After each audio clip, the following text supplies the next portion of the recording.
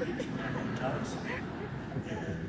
And the same thing happens when you go to banana and you forget to eat it.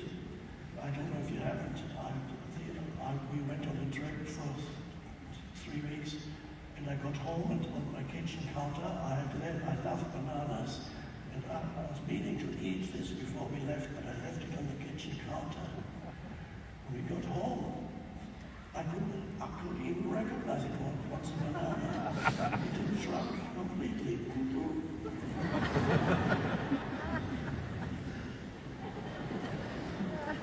And if you reach the age of 95, that may happen to you.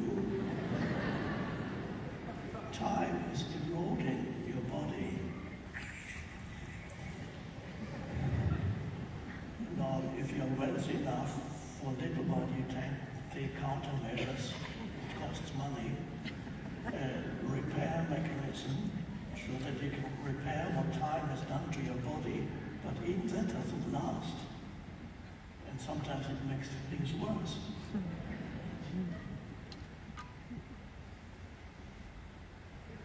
They're called fillers.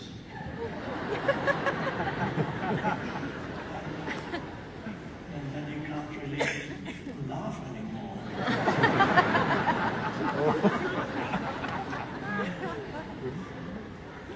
I have transcended time.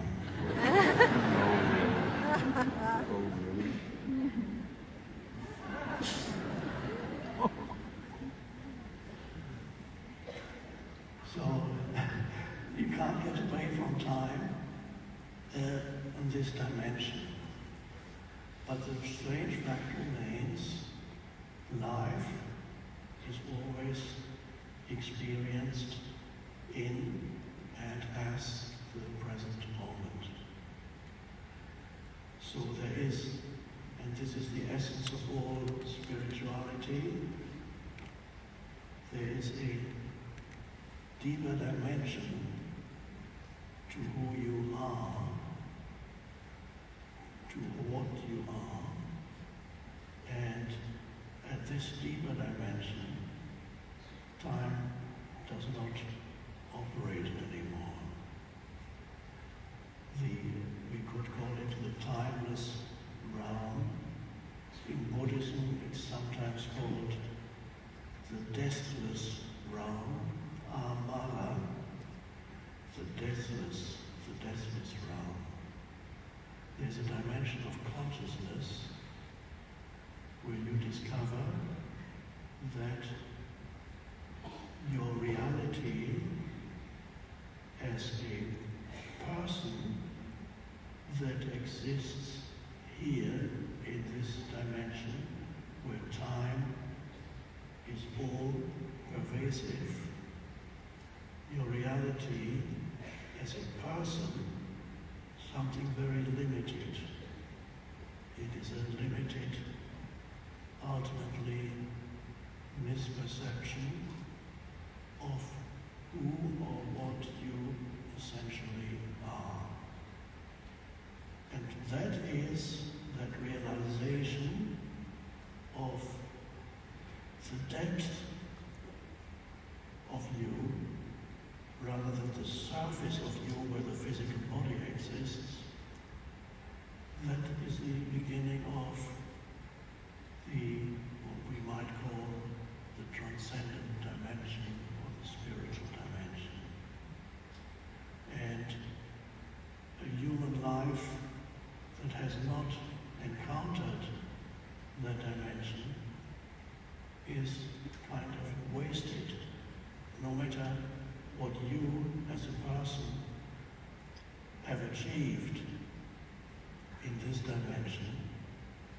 Ultimately, it's wasted because the possibility and the destiny and the purpose of humans, as all ancient spiritual teachings point to that, your purpose and your potential, unrealized potential until the awakening happens, is to discover your connectedness and your oneness with that deeper dimension, which we could call the dimension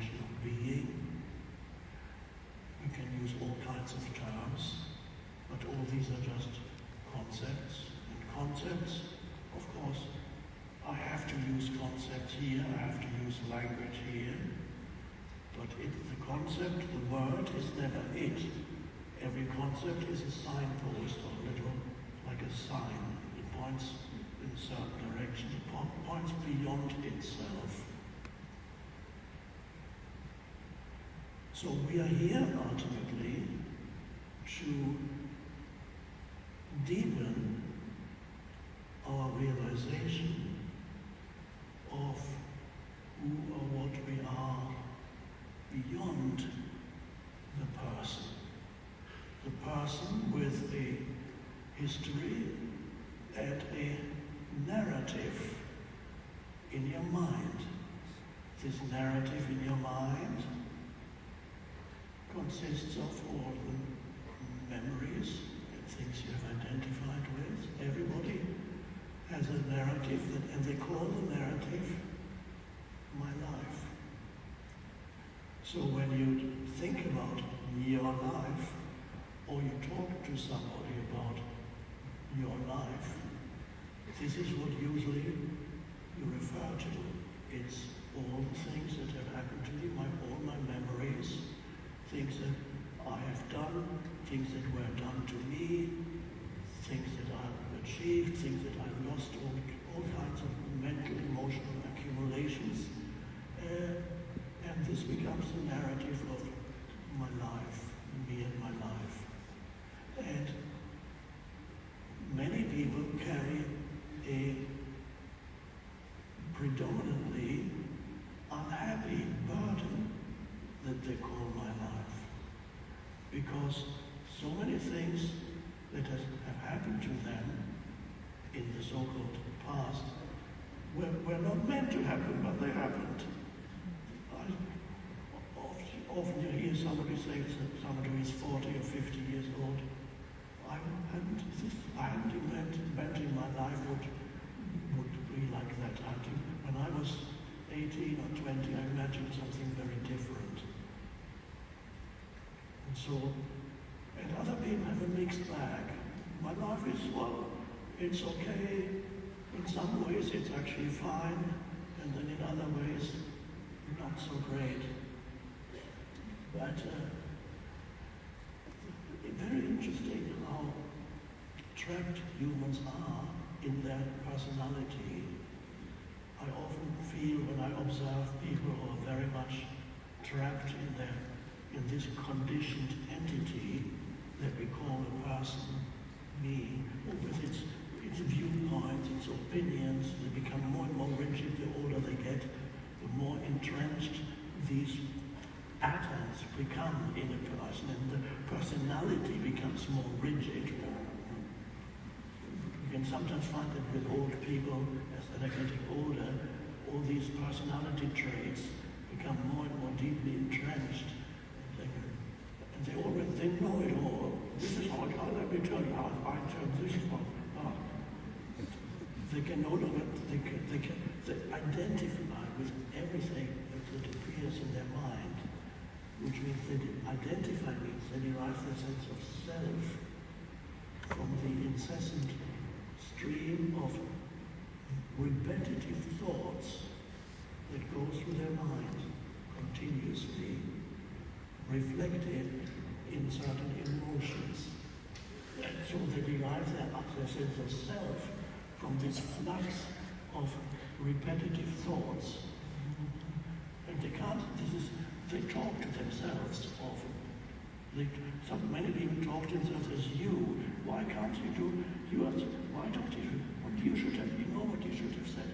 Why you should, or the voice in the head never seems to stop.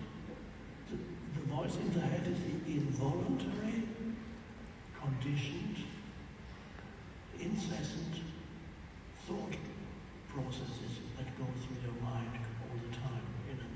This is normal human existence. And this constitutes the person. Complete identification with those thought processes plus the emotions, complete identification with that is the unawakened, or spiritually speaking, the unconscious state of living in this world. You are just a conditioned entity. You're like an actor that has learned his or her script, and the actor is on stage acting out the script, but no longer realizes that he's acting out the script because he or she is completely identified with the script.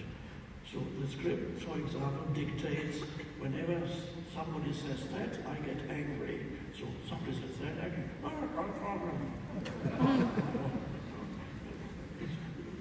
you identify with every opinion you have. You recognize your opinions. Opinions are mental positions, thoughts.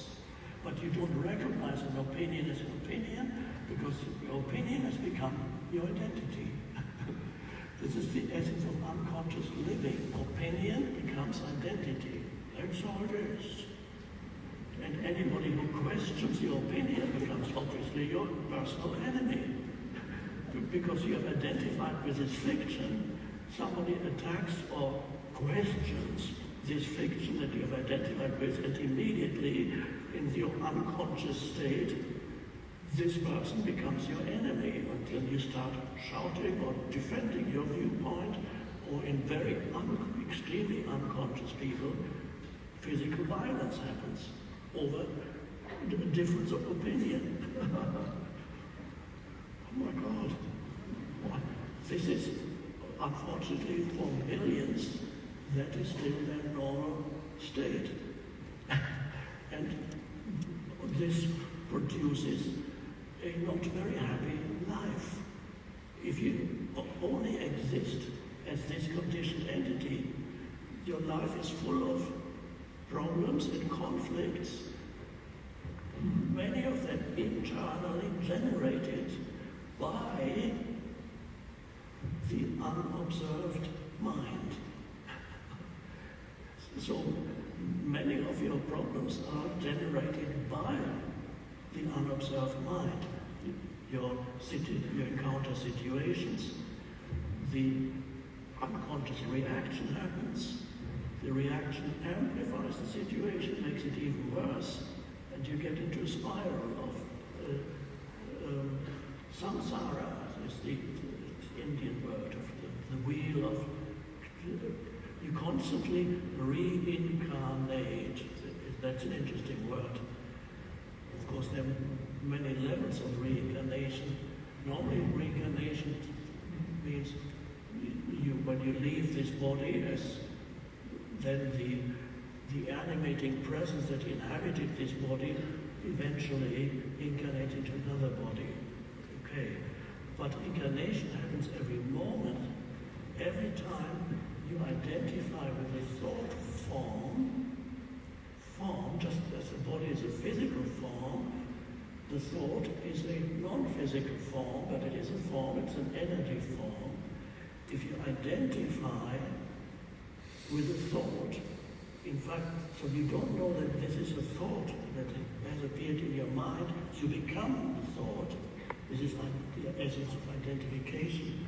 So you identify with the thought.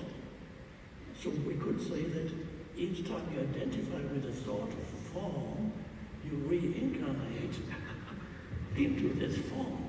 You become it. So the end of reincarnation that the Buddhists, for example, are looking for, they say at some point, when you have achieved, when you're more advanced spiritually, they say, somebody may tell you, many years ago I spent some time in Buddhist monasteries, and one monk said that he thought he needed another 10 or 12 lifetimes before he would become free and awakened and enlightened. That's interesting. I need time to realize the essence of who I am. Really, he didn't say that I'm saying now.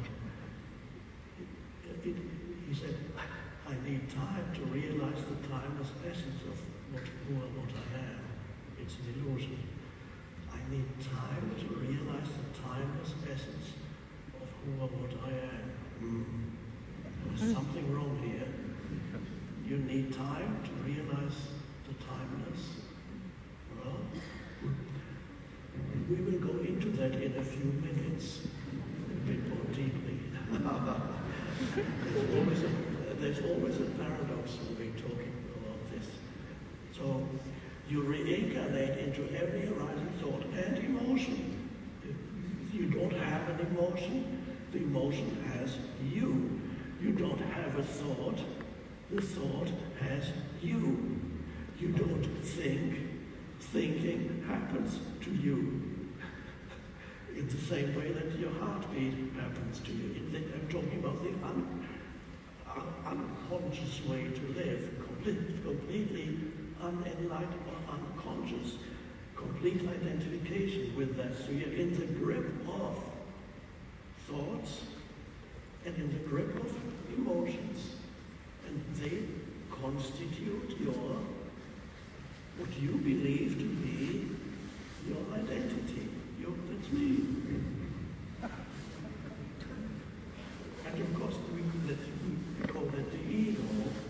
And the ego is always a very fragile thing, because ultimately it suspects, perhaps deep down, that ultimately it is a kind of fiction. So it's always lives in that state of constant fear and anxiety, maybe in the background, or maybe very much in the foreground.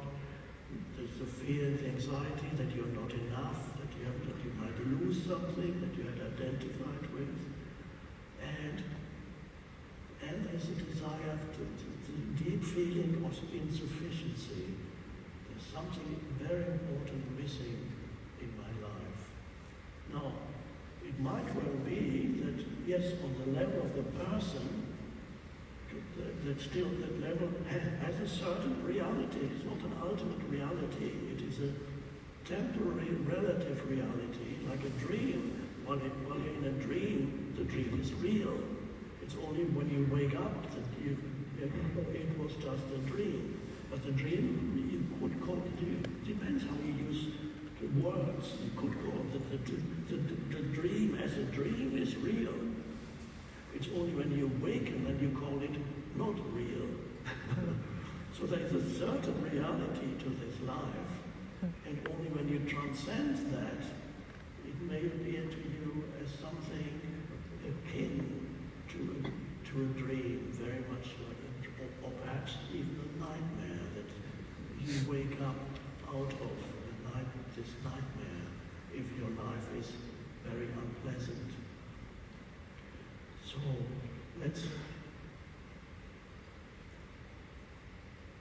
there is then when I talk about identifying, the question arises, when I say you identify with thought, you identify with an emotion, you identify, of course, also with external things that you have, like a possession. You identify with your body. That's the first thing perhaps you identify with. You identify with other things, other people's opinion of you. You identify with achievements or skills that you may have. You identify with failures that you have experienced. You identify with things that you have done to others, or the others have done to you. With all kinds of things you identify with body, possessions, etc. But ultimately, they're all thought forms, because everything experienced is experienced as a thought form. So ultimately, it all boils down to identification with the mind, with thought. So the question arises, who or what is it that does the identifying? So if I say you identify with that, who or what is that thing that does the identification in an unconscious process? So that the question arises, if I am not my thoughts and my emotions, or the body or anything else external that gave me my sense of self, that contributed to my sense of self, identification, just identify with it. When I say that I identify with something, who or what is that I? If I'm not the body, I'm not my possessions, I'm not my thoughts or my emotions, who or what am I? That's a very interesting question that could be the beginning of an awakening. Now, most of you are already awakening, most of you realize the importance of this question. And let's go in deeply now so that our time together, present moment only of course, is actually not just conceptual but experiential, realizing something here and now. Who, or if I'm not my thoughts and emotions and the body, who or what is this thing that does the identification unconsciously? This I described briefly in the introduction to the Power of Now. That night, when my body was 29 years old, when the thought occurred to me, I cannot live with myself any longer because I was so unhappy. I didn't realize that the unhappiness was produced not by the circumstances of my life. The circumstances were, well, not the greatest, but okay. But why couldn't I live with myself any longer? Because of my mind, how my mind, what I call my life, how my mind interpreted all the things in my life. The story was there, I was telling myself, made me unhappy. I didn't know that, I didn't understand that fully. All I knew is I can't live with myself any longer. I didn't realize what I call myself, or the story that I was continuously telling myself in my mind. I can't stand it anymore. But I was the story, except when this thought came up, I can't live with myself. And for a moment there was a stepping back from the thought. And then, but another thought came out of that. And that thought said, if I can't live with myself, who am I and who is that self? Who am I and who is that self? Now, I didn't get an answer to that question on a conceptual level, but I got an answer experientially because at that moment the separation occurred from my, now let's put a word to it now, the separation occurred between the thought and the consciousness that had incarnated into the thought. And suddenly I realized I is the consciousness. But I didn't realize it conceptually, only experientially. Now when I talk about it, it becomes conceptual. I realized I is the consciousness. The thought is something that the consciousness had taken form as a thought in the same way that a surface of water or an ocean develops a wave or ripple on the surface. So the wave or the ripple on the surface of the ocean, temporarily, the ocean becomes a wave or ripple. And then when the ripple subsides, it's just the ocean again.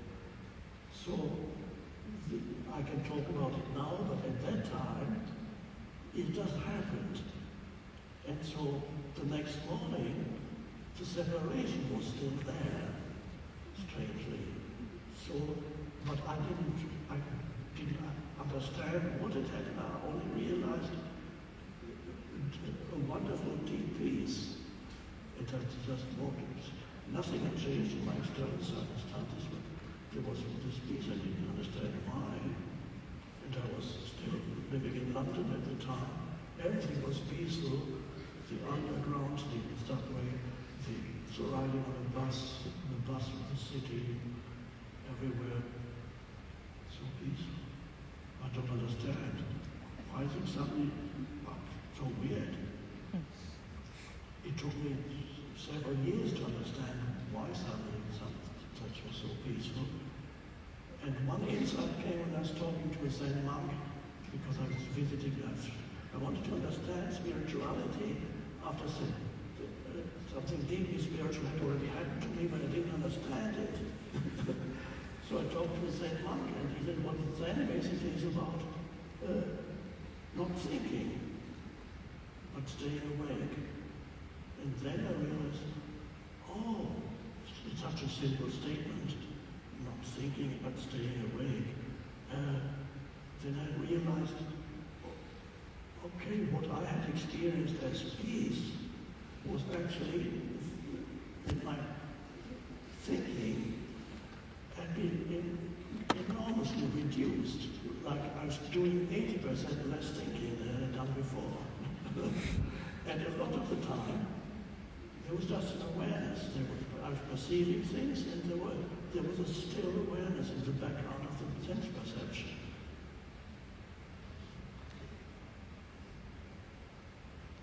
Wonderful. Nobody saying anything about it. Not some critical statement. What I could still think when needed, but I wasn't thinking anymore in the self-serving thinking that goes on and on, that people don't want to let go of.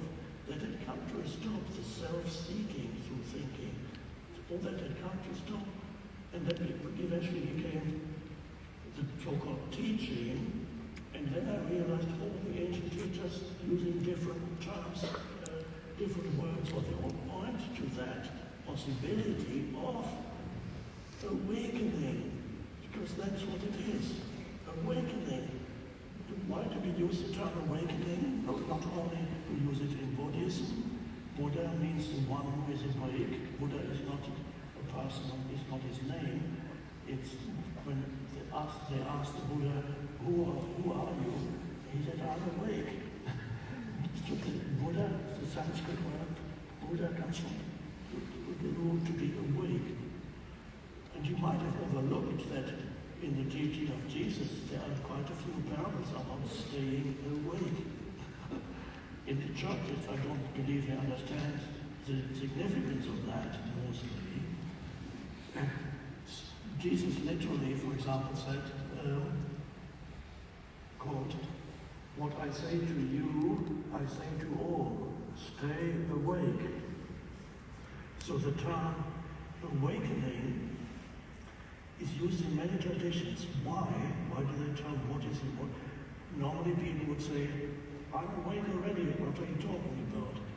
But we use the term awakening because everybody can relate to that in their own experience. Because in normal life, in the morning, when you wake up, the fundamental difference happens between the sleep state and the awakened state. Everybody experiences that every morning as you open your eyes, and maybe you've just been dreaming, and suddenly your eyes open, and there's a huge, big shift in consciousness from being in the dream state. And you can see when even animals dream, if you have a dog or cat, I'm sure you have observed them when they're asleep, and they go into the dream state, their face twitches and they, they're dreaming. So the human dreams, and then a shift, an enormous shift happens, the human awakens. And so everybody knows they can relate to the term awakening. And that's why this term is used in spiritual traditions. It can be quite helpful. One could say there is a second awakening as a potential in every human being.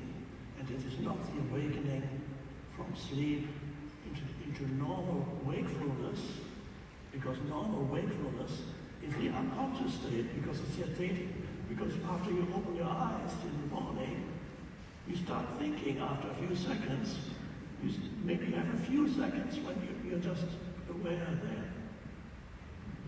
But then you start thinking, oh, today, what's going to happen today? And immediately the machinery starts. And off you are in another kind of dream. And that other kind of dream is not normal wakefulness. And so there's the potential in every human being for what we could call that a second awakening. And that is the awakening out of the dream of identification with thought, plus emotions. The awakening out of the dream of complete identification with thought. And that is spiritual awakening. So, now, we originally asked the question, who or what is it that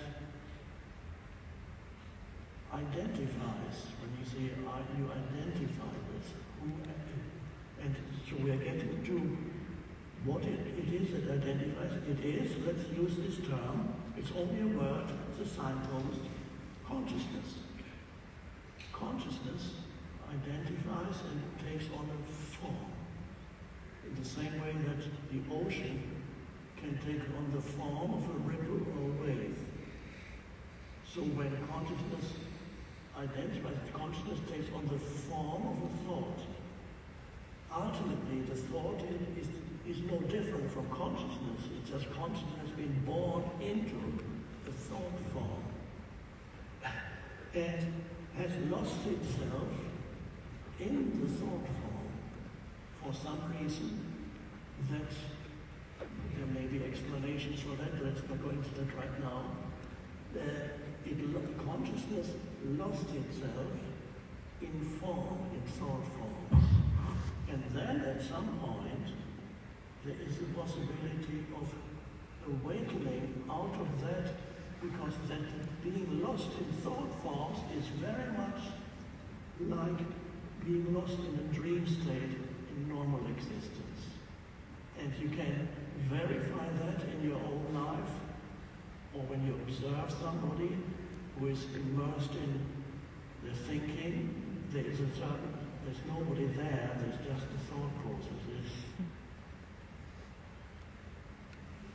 They don't see you, they might, even if they talk to you, they see you through the screen of thoughts, conceptualization, judgments. So they're not really there, and you are not there for them. Just they don't relate to anything. Nature, the beauty of nature, the aliveness, the sacredness, the depth of our nature, the incredible presence in nature. No, they can't. There's a screen of conceptualization through which they perceive everything. And so people are in the forest or they're walking, and even they're not really there. Even if they say, well, no, naming the trees, naming that, they seem to be really there. But even that is they're experiencing through conceptualization, which is the deadening of the aliveness of the world. So there's, and then let's say I'm immersed in thinking.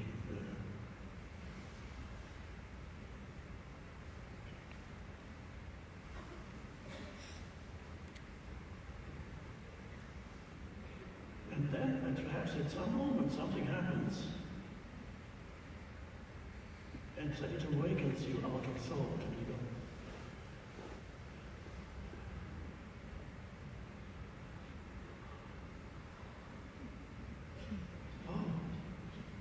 and that also is inseparable from the present moment, because when you were in thought, you were not here. You were somewhere else, past or future, some imaginary realm you call future. And at that moment of awakening, there's a cessation of the stream of thinking.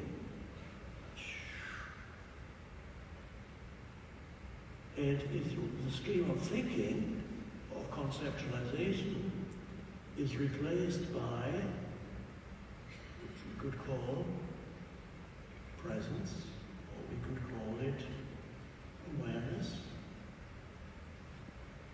So you're still perceiving, but you're not adding thought to your perceptions.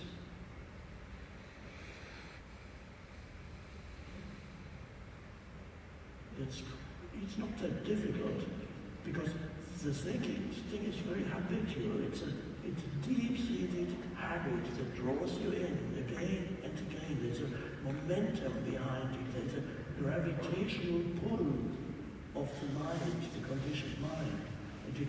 And even if you become present for a moment, until you become more deeply rooted, you can't stay there for very long, because the gravitational pull of the mind to think another thought. You need to think. Okay. And then you become a person again. Very limited entity. Even if you're a VIP, you're a very limited entity with a driver jet. Now, this is the shift that happens from being a person to being awareness. And that is the most important discovery in a person's life. That is the realization of human potential. You are there for that realization. All the ancient teachings point to that fact. You are there for that realization. That's the purpose of your life, is to awaken to that transcendent dimension. The rest doesn't matter that much. If it has taken you to this moment of realization, or it has served its purpose, whether the world calls it horrible or great, whether your personal history is a series of failures or a series of successes, becomes irrelevant. If it takes you to the point of awakening, you might awaken in prison. I often get correspondence and messages from people in prison who have come into contact with the teaching, and they have been suddenly awakened there. You could have said, of course, you ended up in prison for the long prison sentence, because that is a failed life on a conventional level. But if you go more deeply, if this person awakens in prison, the so-called failed life has served its purpose. And retrospectively, it was a very successful life. Isn't that amazing? So, obviously, you have purposes in your personal self as a limited, temporary, limited person. Of course, you have certain personal aims. I want to do this, I want to study this or become that. There's becoming. As a person, you may want to be interested in becoming this or that. And you might, if you're spiritual, you might become interested in becoming awakened. Well, there's you've created an obstacle in your mind, because you cannot become awakened, because that implies time is needed.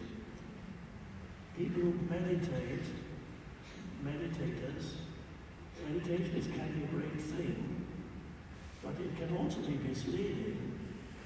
It's misleading if the underlying assumption is that you are doing a meditation in order to become awakened, or maybe in order to experience some big awakening.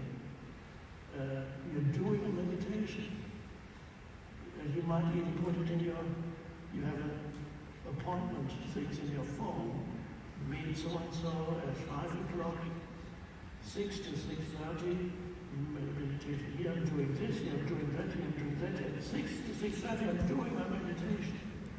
You're doing something that implies this, you're trying to get somewhere, and it doesn't work. Because the ultimate purpose of meditation is not any kind of achievement, but a realization of being.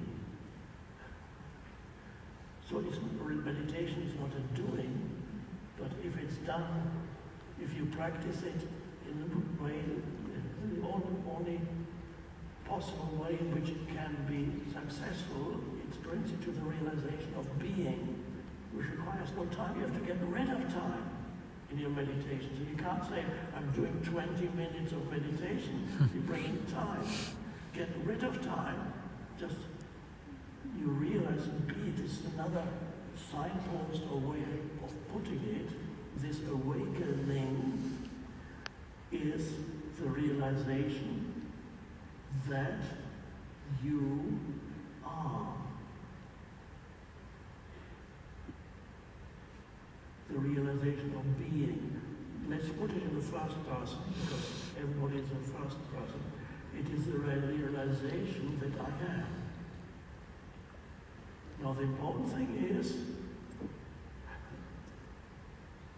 it is not the realization of who or what I am, because that refers to the person. It is not the realization of who or what I am. It is the realization that I am. Not what. Now, let's see, am I just talking about it, or in this very moment, are you able to realize in the depths of your being that you are the beingness of you, not the story of you, not a name, concept, or any memory. In fact, thought doesn't help you here at all. Now, let's see, without reference to your narrative that you normally call your life, let's put that aside, or your age, or your gender, or race, whatever, let's put that aside.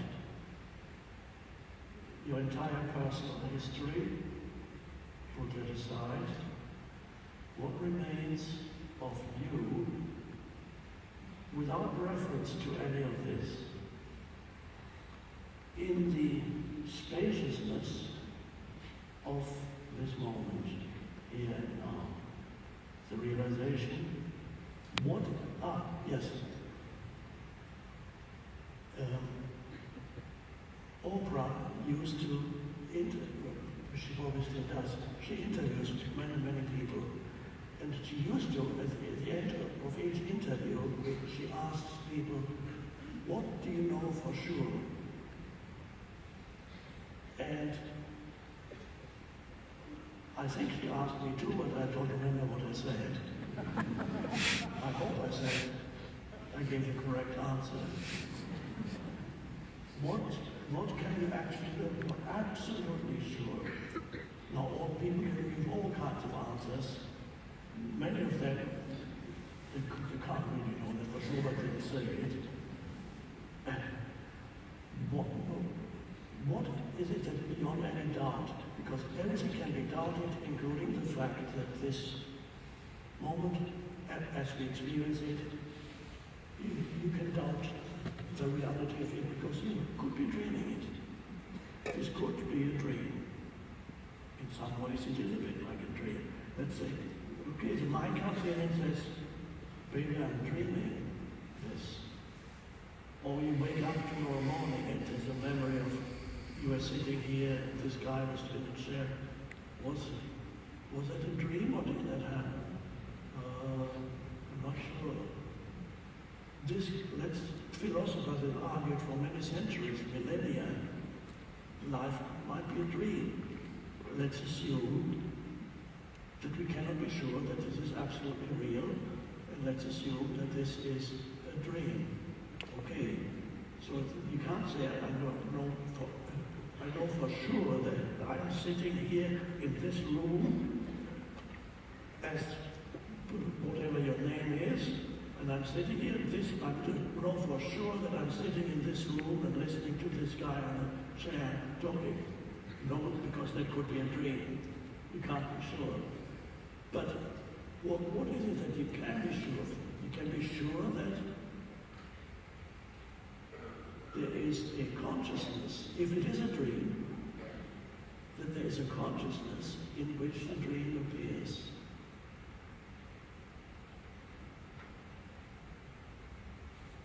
Now the question is, can you sense right now in yourself that which remains as an indisputable fact when everything else is let go of?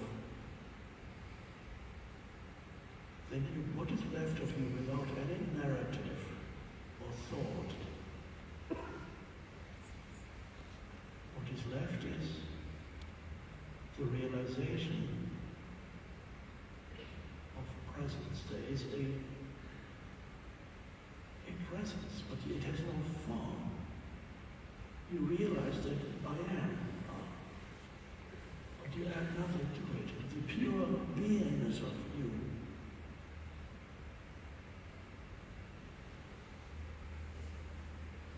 So all that's left of you is that consciousness or awareness. So the person is temporarily withdrawn, and something else has emerged. Before there was a person. Now something else has emerged instead, and that is what I sometimes call the deep I. I meaning the pronoun I. There is the surface I is the person. I am this and I am that. On the surface, you are this or that. You can add many things to I am. And everybody in this room adds different kinds of things. Well, everybody has a gender. Well, nowadays you have a huge choice of genders, so that's wonderful. So you can add all kinds of things to I am, but that's not what we are talking about here. This is the surface I, and then there's the deep I. And the realization of the deep I is the liberation from the person. The self, as the Buddha called it. It is the liberation from the self. And why is it a liberation? Because ultimately it is a recognition of the ultimate unreality of the self, of the person. And the recognition of the ultimate unreality of the person, that is the liberation from the person. Consciousness has been rescued from where it had been trapped for countless millennia in thought forms. Consciousness is now liberated, so to speak, from its prison in form, reincarnations. So the end of reincarnation, which the Buddhists look for in some future moment, has to happen here and now. That is the true end of reincarnation. The samsara, the wheel of becoming, and always the same thing again, the wheel of karma, can't get out of it, incessant stream of conditioned thinking, conditioned behavior, conditioned reactions, be this limited entity.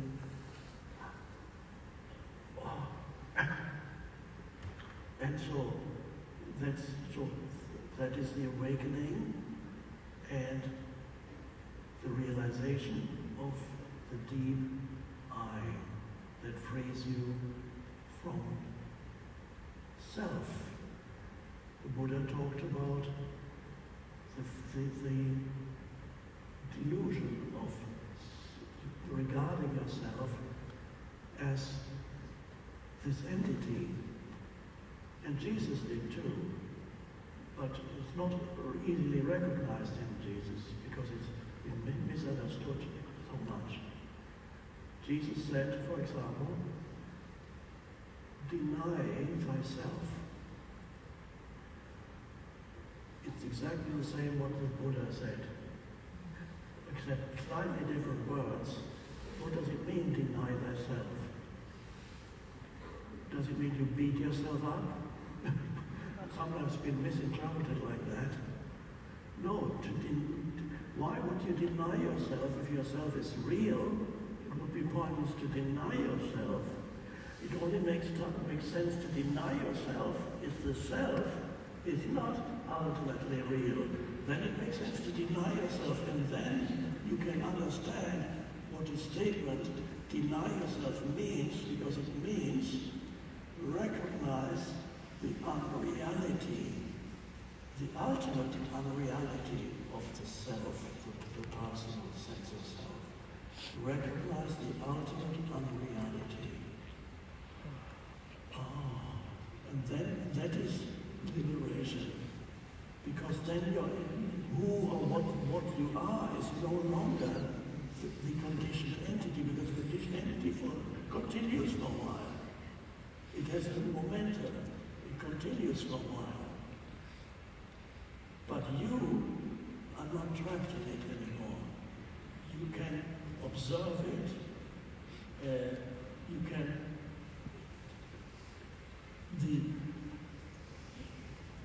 The deep eye,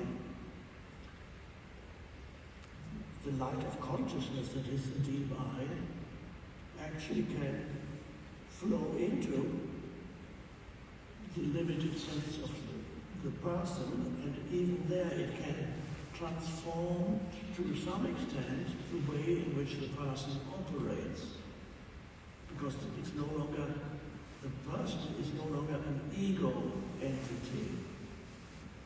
Yes, there is a form identity that remains for a while. And then there is an essence identity, which is the deep I. So there's two of you, so to speak. Let's put it like that for a moment. There's two of you.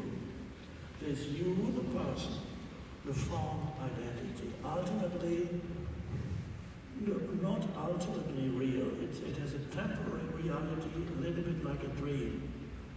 So you're there as this form reality. And then there's the essence identity. Form identity, essence identity. So there's two of you, so to speak. Ultimately it's one. But that's one more, just to look at it like this. And then you can, the ultimate purpose is for the two to merge, so that eventually the deep eye shines away the form identity, or at least shines through more and more clearly through the person, the form identity. So as a person, there may be certain characteristics that remain even after awakening to your essence identity. Your form identity may have certain idiosyncrasies and characteristics that remain, ways of doing things, some ways of speaking, or even maybe some likes and dislikes, but they're not important anymore. But what does tend to happen is that the craziness that is the madness that is part of almost every egoic identity, to a greater or lesser degree. Not every ego is equally mad, but every ego partakes in the madness of the ego. In some egos it's very extreme, and in other egos it's less extreme. But the way in which the person operates tends to change from creating unnecessary conflict and disharmony in this world, and always experiencing one problem after another that's self-generated by the unobserved minds. All these things tend to fall away. A few characteristics remain. Before awakening, you like apple pie, and after awakening, you still like apple pie. That's just as one example.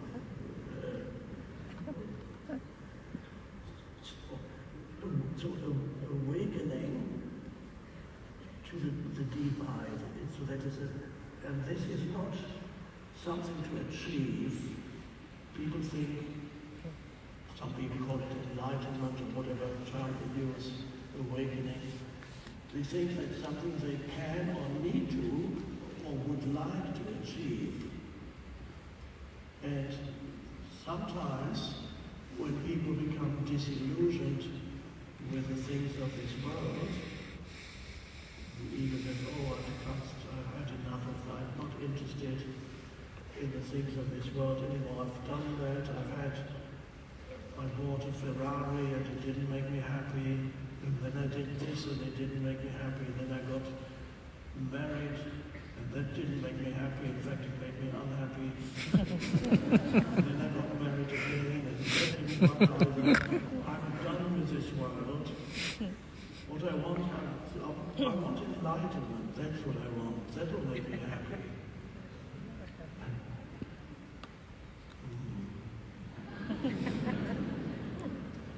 So that the ego then can go there, and so the last resort, it seeks the ultimate thing, because you've done the cars and the relationships and sensory pleasures, you've indulged in sensory experiences in this world. You've gone to Bali and done spa experiences and massages and experienced all kinds of tantric practices. And then there's I'm done with this much enlightenment, that's what I want. Okay, I'm going to get it. Thing. And again, you bring in time, and the ego is still there, and it's now looking for the ultimate satisfaction. But of course it doesn't find it, because it's looking to time and believing that it has to achieve something.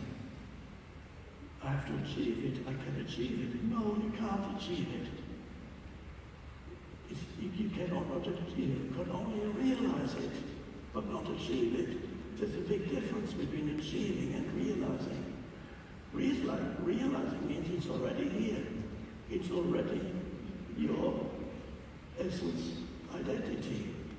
You can't achieve your essence identity somehow in time or through arduous practices. I'm going to meditate now for 10 hours. I'm going to make it.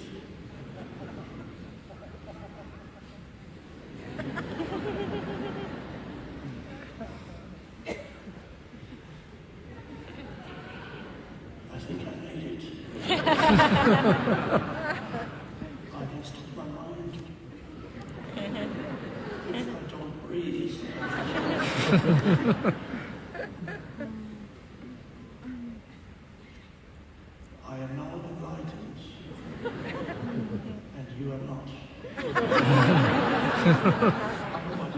satisfying. If anybody wants from my ego can't profit from this.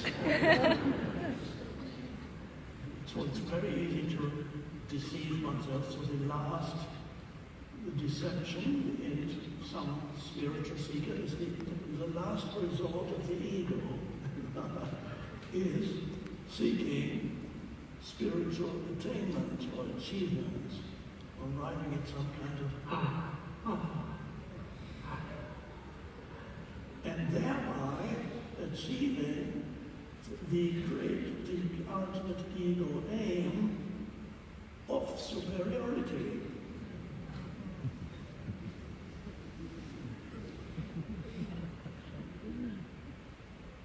And then it happens to some people, and some people take the idea right of the day, I'm awake, I'm enlightened now.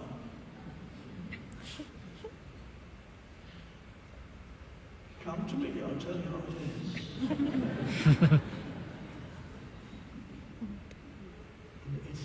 It's a realization, not an achievement. And it doesn't require time. However, the paradox is that, yes, it is a kind of paradox. Some people require time before they realize that they don't require time. So they need to meditate for 10 years, and then finally one day they think, I'm done with that. That's exactly that happened to the Buddha, because as the story goes, and I'm sure that some things attached to the Buddha are obviously mythological things. For example, that the Buddha emerged out of his mother's womb and immediately uttered the words, I have come for the salvation of the world. Well, that is most likely a mythological tale, but there are many other facts about the Buddha that are clearly not mythological, they are factual. Whenever there's something, there's a human being there, then usually it's not mythology. For example, the Buddha died of food poisoning. Now, I'm sure that's real, it's not mythology. Now, the Buddha, at a young age, realized the unsatisfactoriness of ordinary life by looking at human destiny. Old age, sickness, and death. So, because he had been sheltered from these things by his father, because it had been predicted that the Buddha would either become a great ruler or an enlightened being, and his father wanted him to be a great ruler, not an enlightened being. So his father very wisely said, I must not allow him to see how the world actually is, because then he might turn against it. So he led a sheltered existence. In modern terms, the equivalent would be a young man who has a trust fund. A trust fund baby. Sheltered, doesn't need to work because he never needs to work. He can indulge in all kinds of sensory pleasures and never comes into contact with the unsatisfactory nature of human existence until eventually, of course, he does. But with the Buddha, that at some point he went out of his pleasure palace and experienced normal life. In the village, he saw a sick man and an old woman and a dead body. He said, what is this? And then reluctantly he said, well, this is the destiny of all humans. Old age, sickness, death, it is the... Oh my God, he said, oh, that's not in the scriptures, that's me.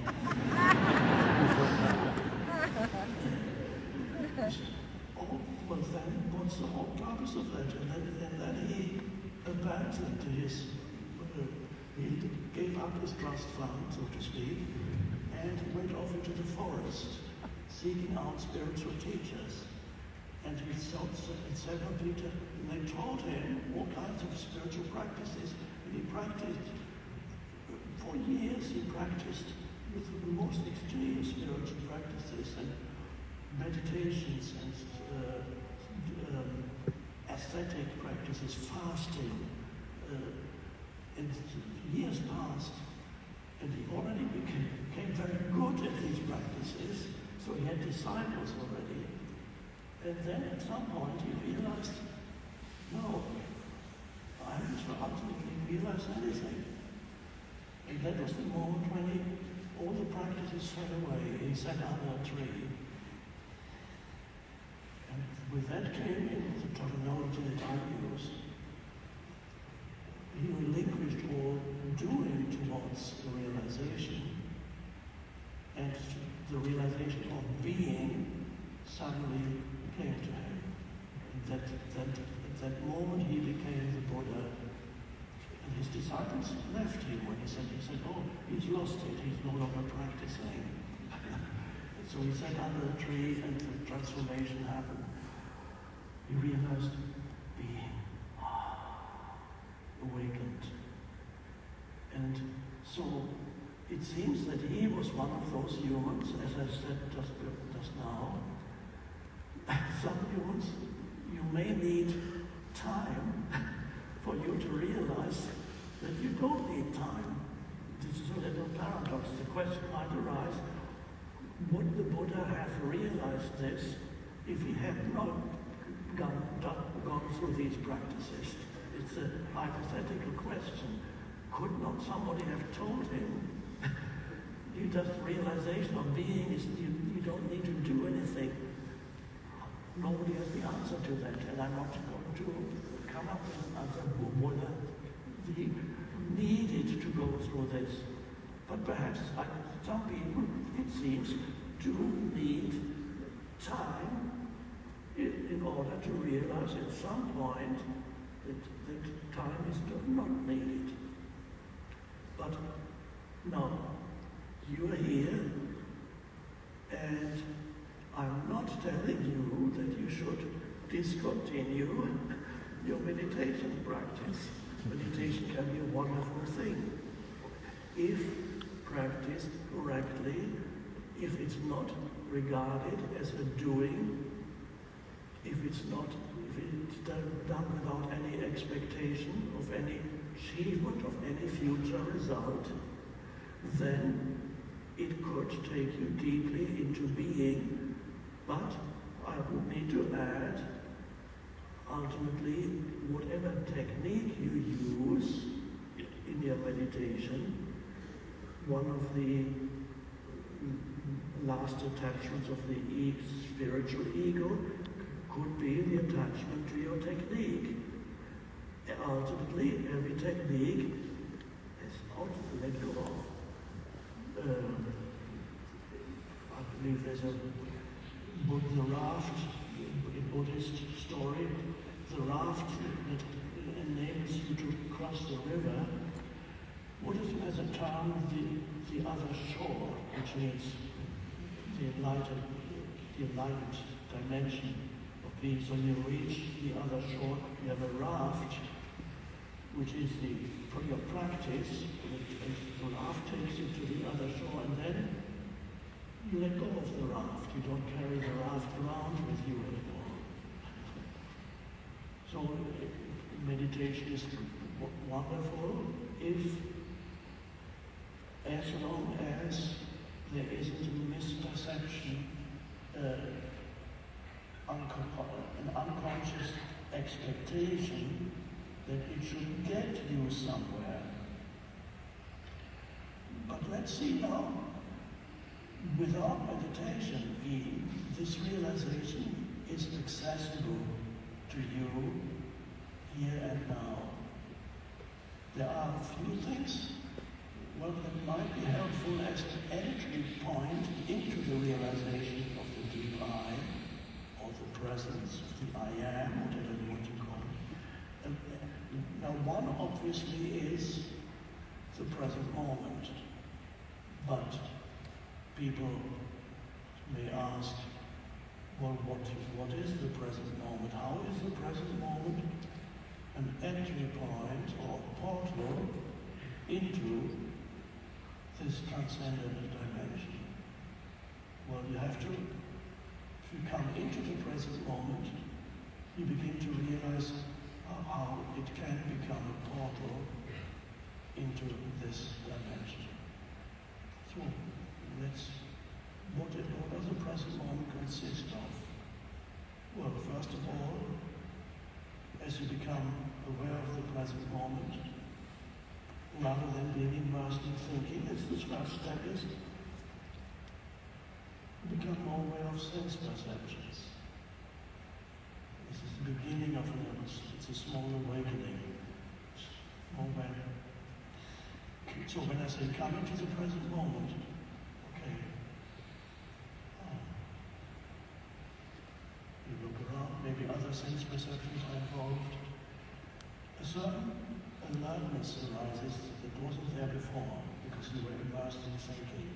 Come into the present moment. Or realize that you are in the present moment. Realize the present moment. Okay, let me see if I can do it. No, you don't do it, just a certain alertness arises. Okay. So your sense perceptions become more vivid, more alive. And you might notice part of being in the present moment is this little or no interpretation of your sense perceptions. So you can look around this room, take everything in, without mentally labeling it in any way, as good or bad or whatever the mind does with it, without trying to work anything out mentally about this. What is this present moment about? Let me think about it. Nothing to work out. Just be here with your attention. And that's a lovely thing. But without the alertness, you immediately fall back into thinking. So the alertness needs to be there. But how do you keep this alertness, which is presence? A very helpful thing is always awareness that you are breathing. Because you are breathing, but most of the time it's unconscious. Everybody's breathing all the time. But now, awareness that you are breathing means your attention moves to the observation of the inflow and outflow of your breath. That's, of course, as you know, that's a meditation technique. You can do it in formal meditation, but you don't need formal meditation. You can do it in any casual setting and become aware wherever you are. Become aware of your breathing. What does it do? It removes attention from being trapped in thinking and brings attention into the inner energy field of the body. And you breathe into the abdomen, so to speak. The air doesn't actually go there, but as you follow the breath with your attention, there's an energy that you suddenly feel here.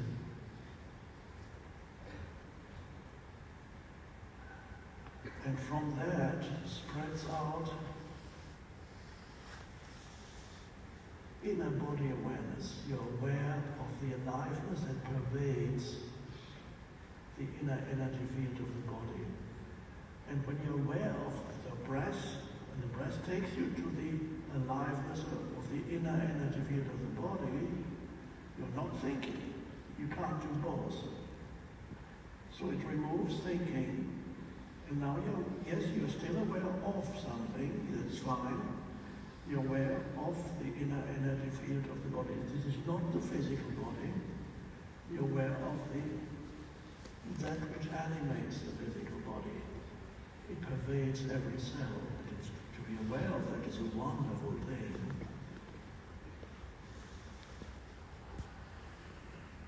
And that becomes an anchor for presence. To be present. And then, if you do it with your eyes closed, could do that if you perhaps feel it more strongly. You're aware of your breath, and you're aware of the fact that the body is alive. You feel it from within. It's pervaded by this aliveness. And it's extremely pleasant and calming. It takes attention away from thinking. And then, if your eyes are closed, your awareness of this, the animating presence, the awareness and the animating presence become one. The awareness, there's no longer the awareness of the animating presence. They merge into one. The animating presence, what we call the animating presence in the body, and the awareness, they are one. So what you could say then you're aware with your entire body, your entire cell is present, is aware. The duality then goes that you are aware of something, and through that you are able to be aware not of something, but to be aware that you are aware.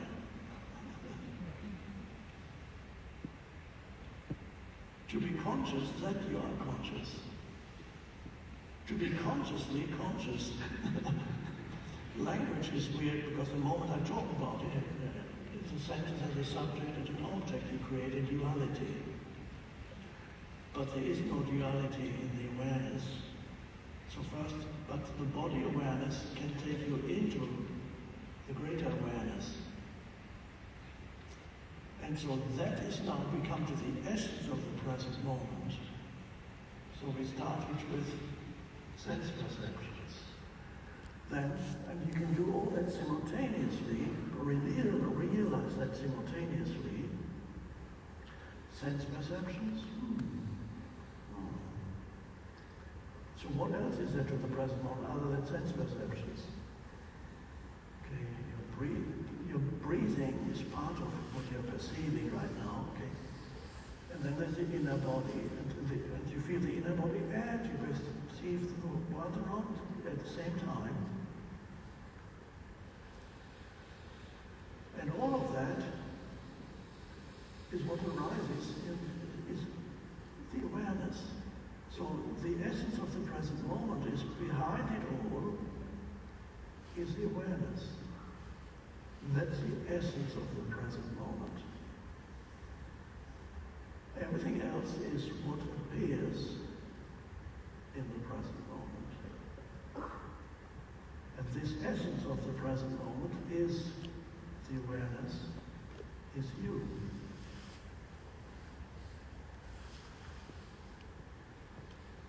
And there's an alert stillness.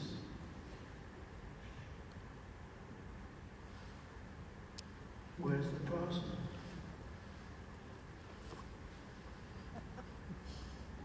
I'm not interested right now in the person.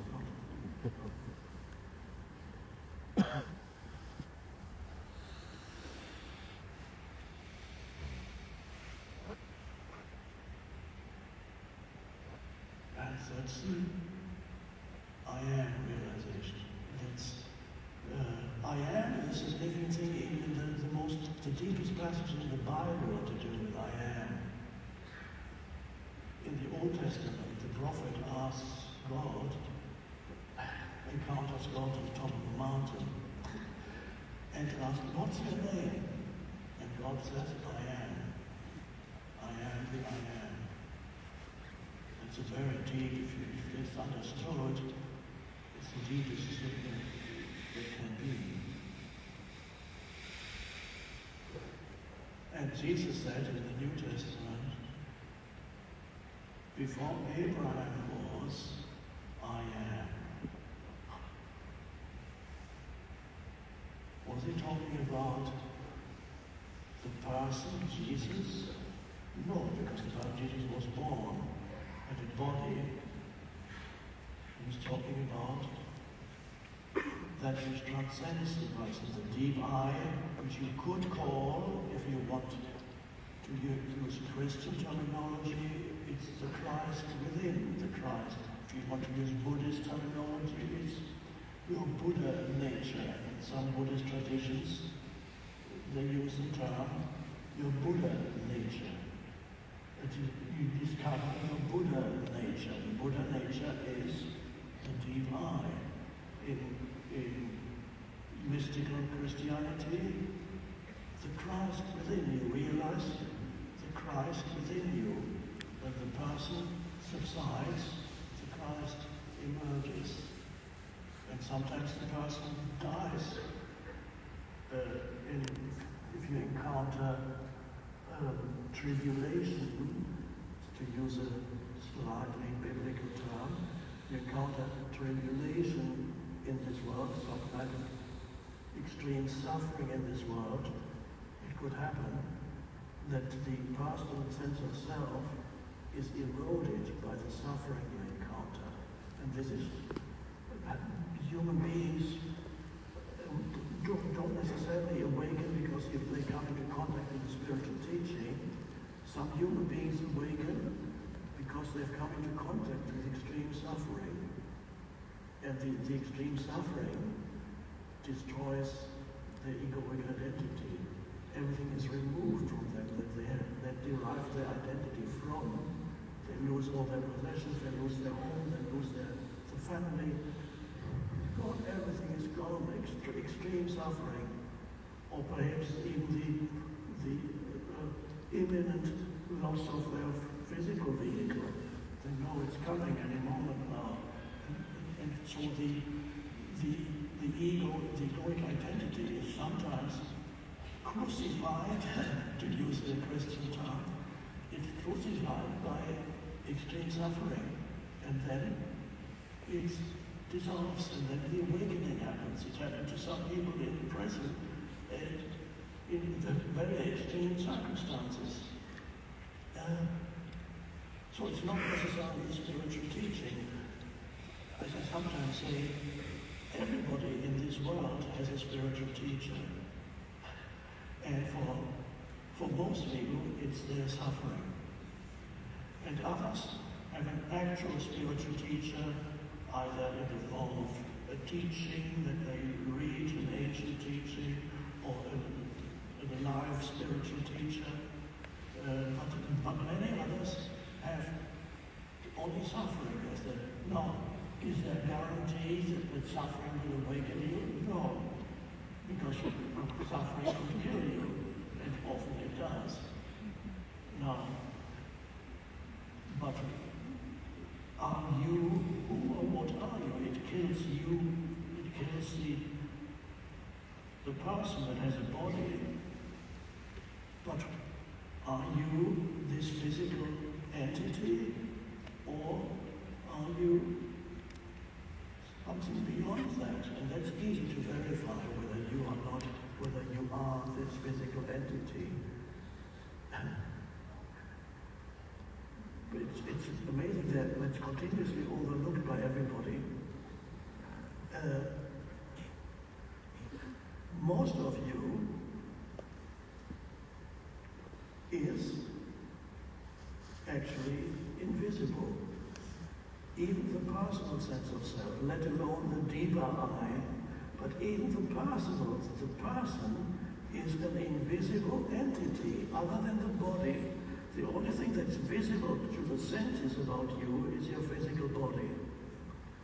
But who you are as a person, and that's a limited thing, but still, even there, is no person could find you by cutting open your brain and examining the structure of your brain on whatever level, chemical level, atomic, molecular level, neurons.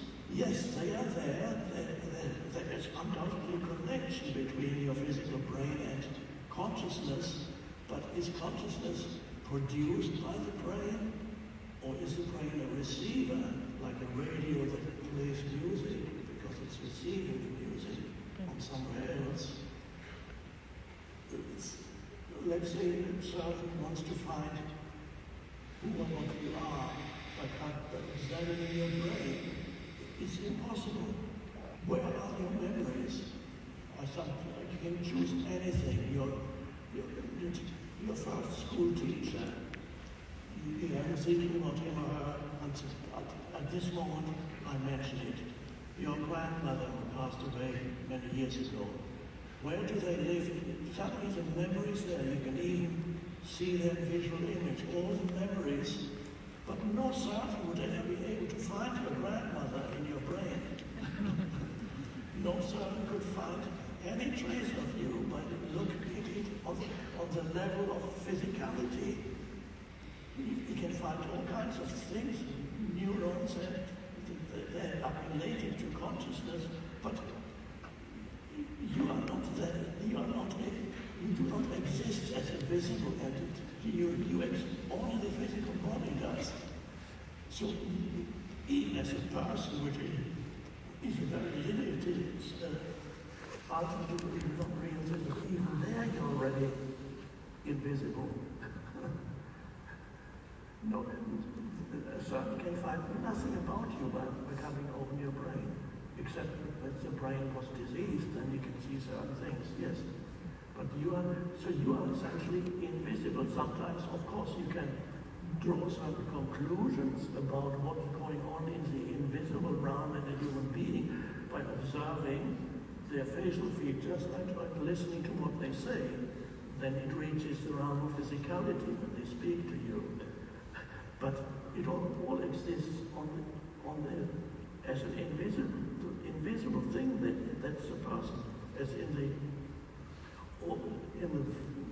the Little Prince, the book, famous quote from the Little Prince is, all that is essential is invisible to the eye, which means to all senses. And so you are an invisible entity, and I would suggest you don't even, as this invisible entity that animates this body, you don't even exist in this dimension. You are a multi-dimensional being. Even the person is already not part of the physicality. And if you go deeper, totally a totally different dimension. You're not from here. So that's your incredible realization that you're not who you are does not exist as in the visible realm. And so that's realization is important. What is it then that reincarnates into? What reincarnates is that invisible entity. The desire, the need to reincarnate is there as long as you are trapped in the process of compulsive identification with every thought and emotion. So if you have not awakened in this lifetime, then reincarnation becomes an automatic process, because just as you are compulsively identified with your mind, you haven't awakened to your deeper reality, this unawakened entity in a non-physical form will eventually seek another vehicle to express its unconsciousness and its unconscious desires. It's just a seeking, an unconscious seeking entity of no ultimate reality. It's part of the awakening process. Consciousness.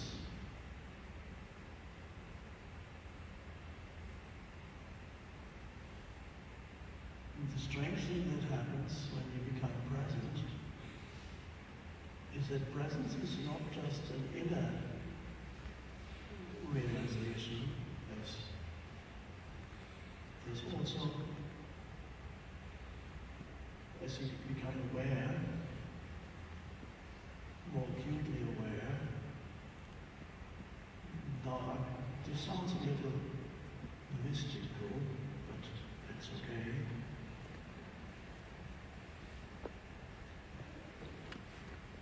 If you're really present, in other words, little or no thought, just awareness, you're also aware that the entire space around you and everything in it is filled with presence.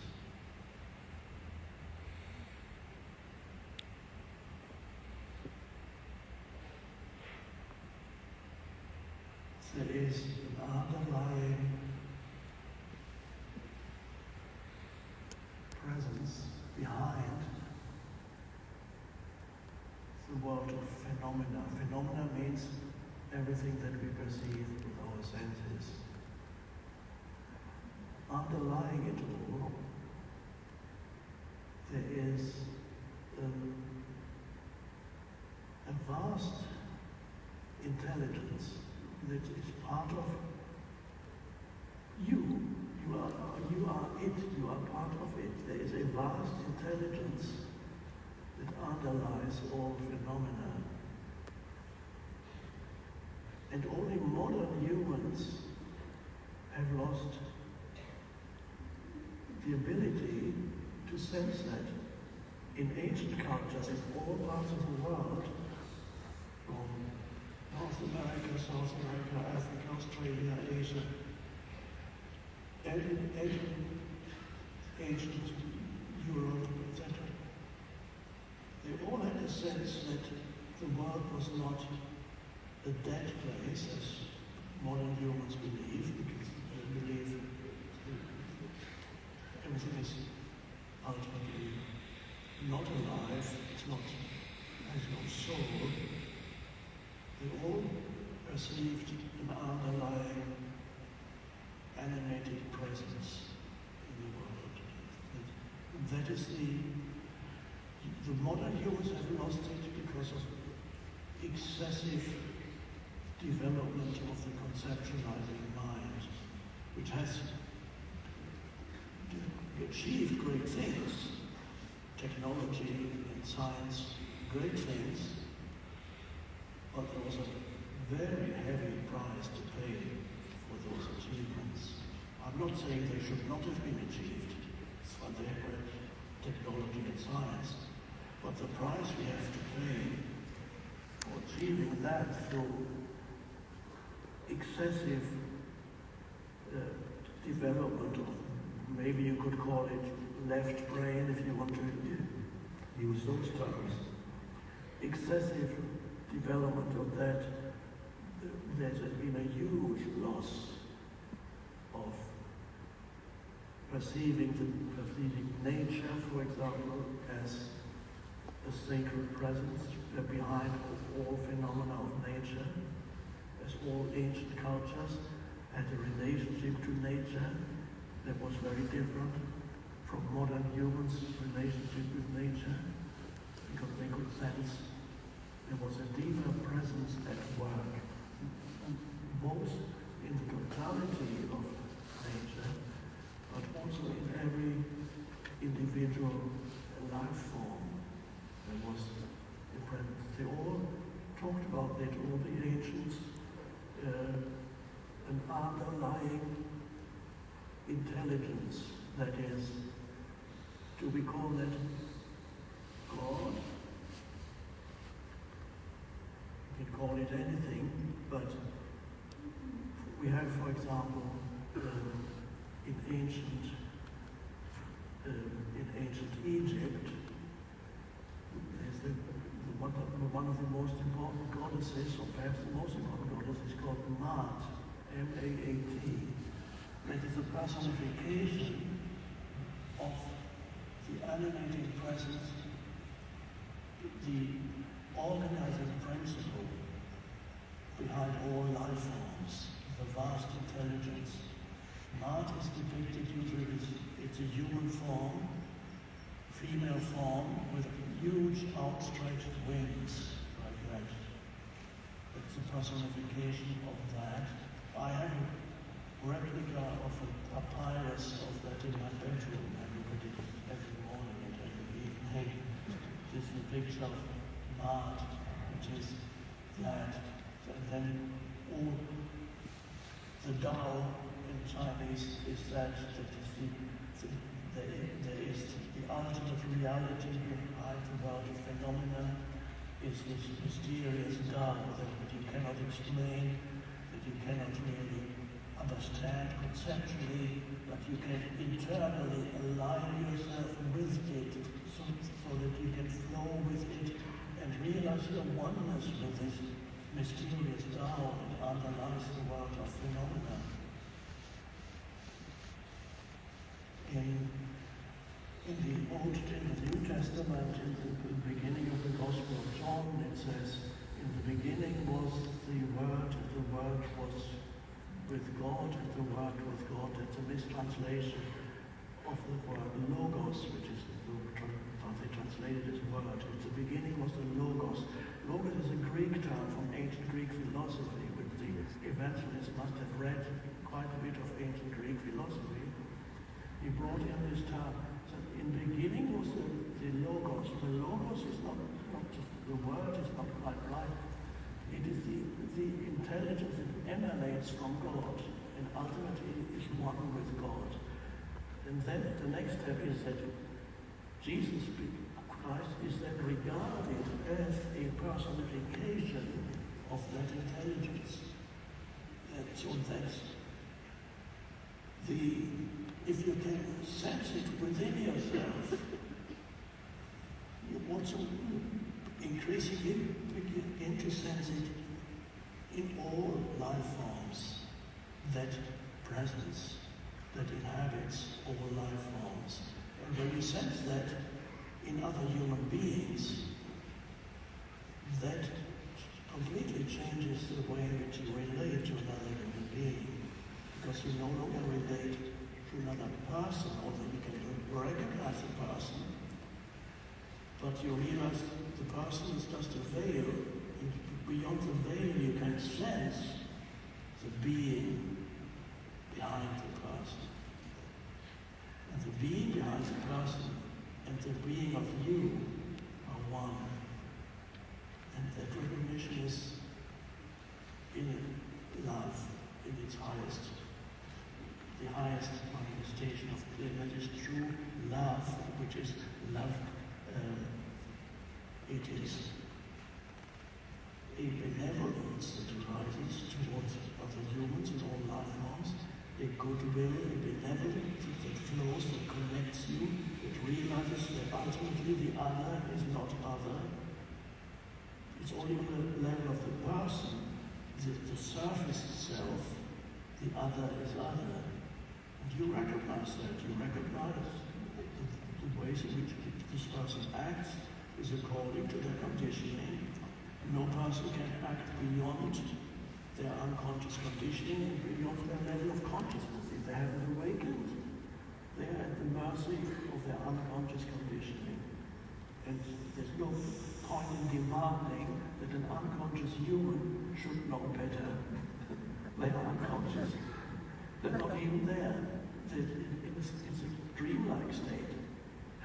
And with that recognition also comes the ability to forgive. To forgive is to recognize, not to transform the behavior of others that are motivated by unconsciousness, which is to do with the evolutionary stage that humanity finds itself in, which is still, to a large extent, unconscious, but awakening. So you don't equate the unconsciousness of a person with their identity, because if you do that, you create a prison for them, and you create a prison ultimately for yourself. This judgment becomes a part of your prison. Forgiveness happens when you realize that there's nothing to forgive, because this person is unconscious, or was unconscious. Can you forgive yourself if you look back at what you did years ago? Some of people carry an enormous amount of guilt because they realize, I did that 10 years ago, 20 years ago. That's what I did. Now, of course, they are more conscious. They can recognize the unconsciousness that forced them to act, that acted through them in that way. And again, the mistake is to make an identity out of that, not to recognize it as unconsciousness at work. It's not nothing to do with your essential identity. It was part of the inherited conditioning of your mind. Now, does that mean that a person who commits dreadful acts, does that mean that they are not responsible? Because that's what I'm saying seems to imply that a person who does very evil things is not responsible for what they do because they're in the grip of their unconsciousness. Well, one could say, yes, they are ultimately not responsible, but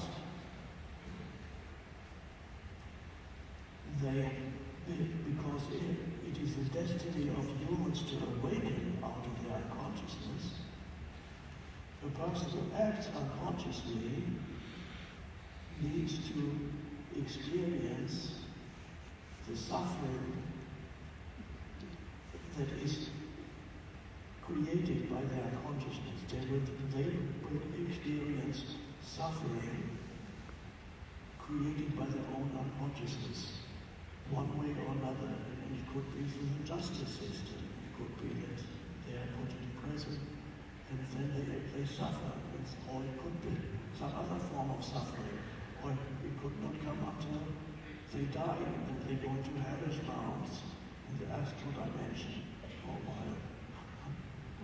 So humans, suffer the consequences of their consciousness, and the suffering eventually can awaken them. And that's again coming back to what I said earlier. For many humans, their suffering becomes that which awakens them. And a lot of their suffering very often is self-created. But it's self-created only in the sense that they were conditioned to act in that way.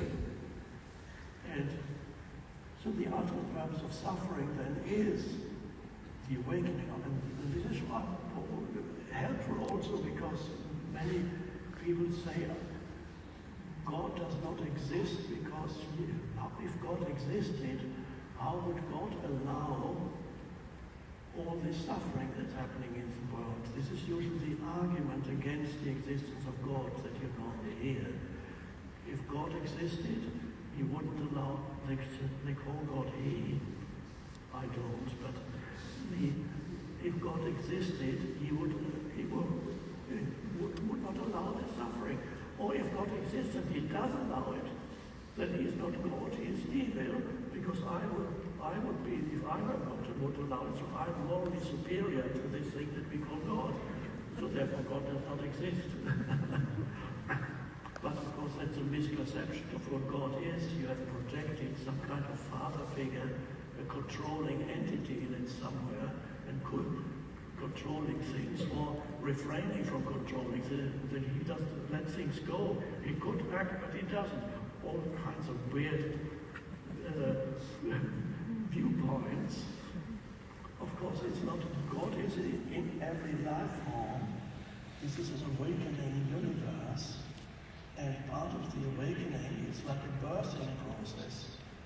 In St. Paul's, in one of the letters of St. Paul in the New Testament, he says, all of creation is groaning in pain as if in, like a woman in childbirth. All of creation is groaning in pain. And it is part of the awakening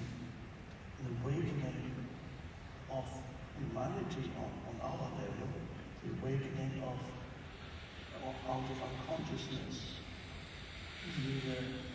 So suffering is ultimately, of course, to be transcended. Suffering,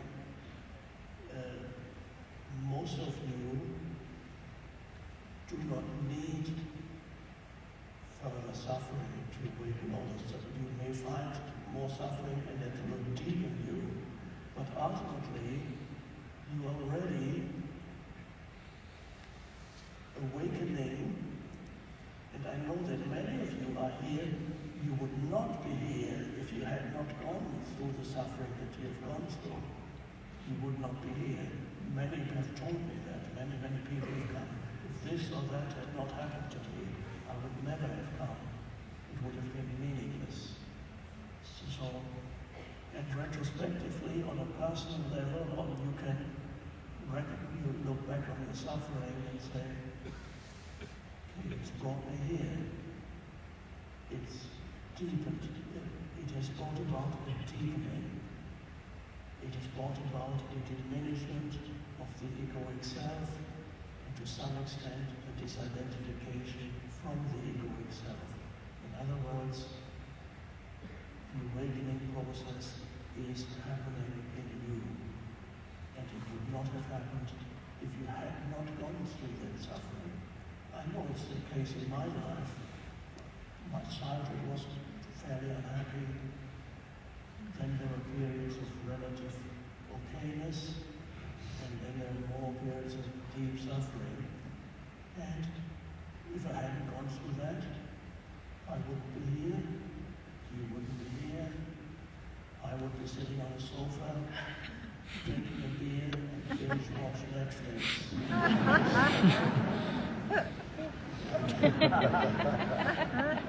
Because your comfort zone does not awaken you. Your comfort zone does not awaken you. It's nice when you're in it, it's great, how I'm in your comfort zone. It does not, no human being has ever awakened in their comfort zone. Because everybody seeks the comfort zone, and then they get angry and they can't stay in it for very long. As if the universe were meant to put you in a comfort zone for the rest of your life, and if you're not, something is wrong. The opposite is true. The universe is here not to make you happy and comfortable, but to awaken you. That's its purpose. And it has all kinds of ways of doing that, and that's what it's doing. But this, the spiritual teaching, this is an acceleration of the awakening. Without you would awaken anyway through your suffering.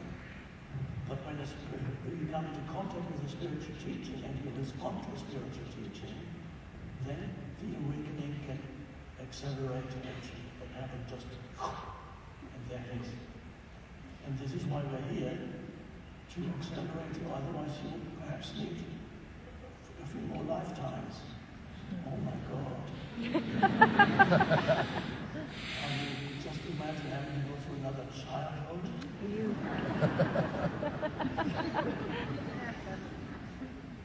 And who knows what the history humanity is going to experience in the next few years. It won't be comfortable. It's not uncomfortable. It will be the opposite of comfortable. And it will coincide with a greater awakening. That's amazing. So be prepared, and I know that you are prepared. Great things are coming. And all of you are already, I believe, most of you are already awakening. So the awakening process is irreversible. It's happening, and you don't need time. Remember, the present moment is the access point. The present moment, the access point into the deep I, the essence of you. And this deep I is not a separate entity. The deep I is connected and one with the source of all life, which sometimes is called God. It's an emanation. The consciousness is an emanation of source into this dimension, just as sunlight is an emanation from the sun to here, the life-giving emanation. So, your consciousness that you can sense in yourself directly, immediate realization is an emanation of, dare I say the word, God, Source, the One. And because it is an emanation, it is not separate from it, there is no connectedness to Source. So I wouldn't go so far as to say you are God, in the same way that the ray of sunlight is not the sun, but it is connected to the sun and it's ultimately part of the sun. And that's, you are, as consciousness, you are part of the One, the Source. That's the ultimate realization.